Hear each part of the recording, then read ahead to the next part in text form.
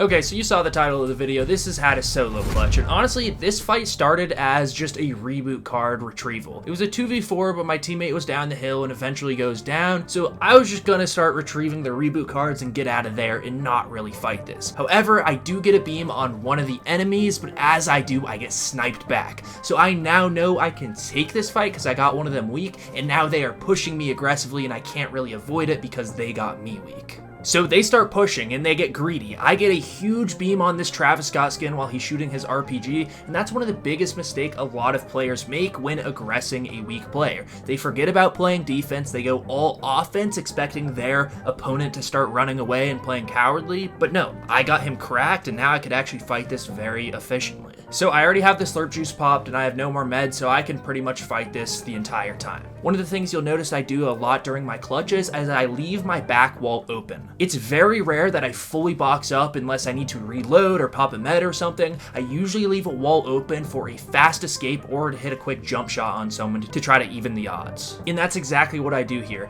As this guy is mantling onto my box, I jump out of it, and then he thinks he has the stair edit play on me again, but I jump out of it again. So after that, I do get shot down, and now I just need to make space again so he's not spraying directly at the wall that I'm behind. I make 2 boxes, but then I start to suspect that they are reviving. So I get my grenade launcher out and start applying pressure. Not very well placed grenades, they're actually pretty horrible, but it does make them a little nervous, and he stops rezzing and starts going for edit plays. I had one of the luckiest cone edits there to block his shot, but that's why constant edits and moving around is really good. And I eventually get this jump shot on him to finish him and the entire team up for another clutch. Okay, so this next one and actually the next 3 solo clutches all happen in this same game. But one of my friends goes down and I'm trying to snipe, you know, I'm not trying to be the sweat in the situation. I want to let people have their fun in Fortnite OG. But once I saw my first teammate go down and then my second teammate go down, I knew I had to lock in. And I actually took a lot of damage there, so I fall back to medkit up, and that is when my second teammate goes down, so I know I now need to solo clutch against a full trio.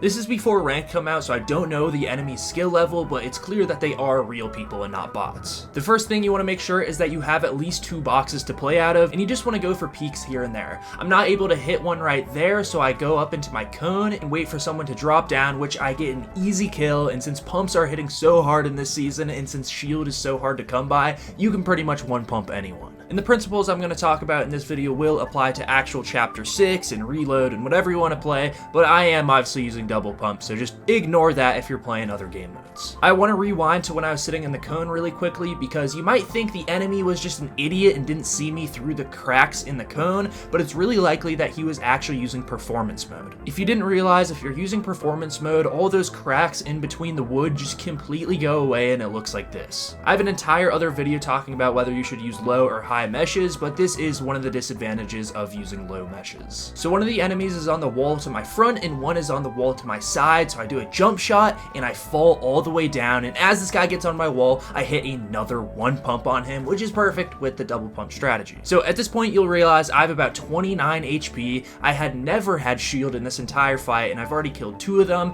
and I'm trying to get out and figure this out. I run away because I was going to pop my med kit, but I got comms from my teammate that they were going for the res, so I had to push immediately and make sure that didn't happen. And that is another big tip I can give you. Don't worry about your health as much as worrying about what the enemy is doing. That's why I love Fortnite OG so much, because you're not really thinking about, oh, do I need to pop shield? Do I need to pop my medkits? Because meds are so rare in this game mode, it really teaches you to take safe peeks and really fight and make sure you can get these fights done without relying on over medication. So I do fake popping the medkit once, and then this time I actually start to pop it again because I knew the enemy was also healing. The enemy started popping his meds first, so I knew he'd finish first and come to push me while I was healing. That's why I had the cone above me edited open, so I could stop popping my medkit as soon as he pops out, and I can get that right hand peek to shoot him dead. So before we hop into the next example, I just want to summarize what happened in this one, because the themes of what I do will repeat throughout the whole video. So 1, you want to make space. 2, you want to get early peak damage or picks or anything you can do to even the fight back out. 3, you don't want to worry about your health as much as making sure the enemy gets out of the fight or can't heal. Okay, so I reboot those idiots, and then we get into another situation where they both go down again and I have to solo clutch. So this one is actually kind of bad. So I drop down into a small 1x1 section where I didn't realize the enemy had the side wall. Again, I do not recommend doing that, but I want to show you the bad and the good of these solo clutches. So after I hit a very lucky shot on that bird skin, I realized it was now a 1v1, at least in that box. So I knew there was still another enemy that was outside that killed my other teammate, or more downed my other teammate, and I couldn't afford to play the long game and wait because I knew that other enemy might come and try to back him up.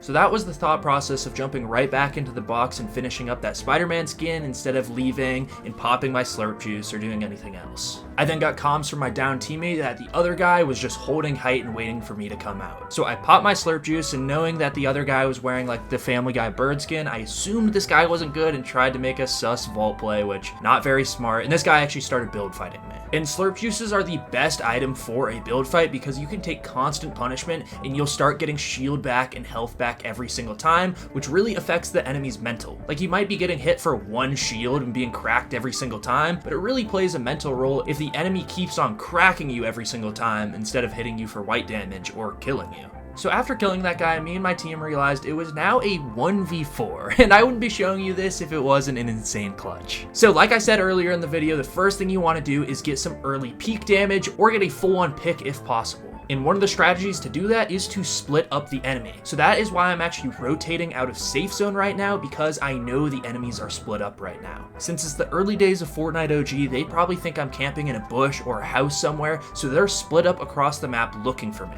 That's why I come from backside and I land this snipe to get that first pick of the fight and limit it down to a 1v3. I know after revealing myself, they're instantly going to jump on top of me, so that's why I make sure to make space and then defend my territory with some traps. And what I didn't say earlier is you don't want to stay in those boxes for too long. You always want to be on the move so they can't really find a place to sandwich you at. And be unpredictable. I went to the left and they thought I was going to rebox over there, but then I came back through and was able to double pump this guy and kill him. So yes, I did take some damage, but I've now made it into a 2v1 instead of a 4v1. And I'm not focused about killing the down body, I'm now going for height. I realized that after I got that kill, I now have 999 of everything, so I'm playing my mats. So make sure you always are aware of what type of position you're at. The first example I showed you, I didn't have that many mats, that's why I was doing jump plays over pre-built structures and doing a lot of edits instead of straight up building. But this time, I'm full tarping into zone, trying to avoid storm, and I'm using as many mats as I can. So this is the easiest kill of the day. I just hit a nice window edit and hit him with my pump, and it might seem like an easy kill, but you also have to remember that I have 55 HP. If I overpeak that for too long, then he does hit me for anything above 55 damage and I die. Instead of killing him instantly, I tarp for more space so I don't have as much zone pressure, and then I do get that kill confirmation. The reason I killed this down body and not the last one is because I now know it's going to be a 1v1, and that guy was staying on height. He really didn't want to jump on my wall and pressure me, especially after I just one-pumped his 3 teammates. So he's staying on height, he has that pressure, he doesn't want to throw for his team, so he wasn't pushing me instantly. That meant after getting my band-aids off, I'm now the one pushing him. We're going to full build fight this out, and I'm trying to box him up. I get the cone above his head, but not below him, and he continues to go up, but then he drops down on me, and luckily I was able to get the stair, so I'm able to rotate it and escape because I cannot take very much damage. I throw the trap down to scare him a little bit, and as he's on my wall, I hit that nice right hand peanut butter peek and killed him for the #1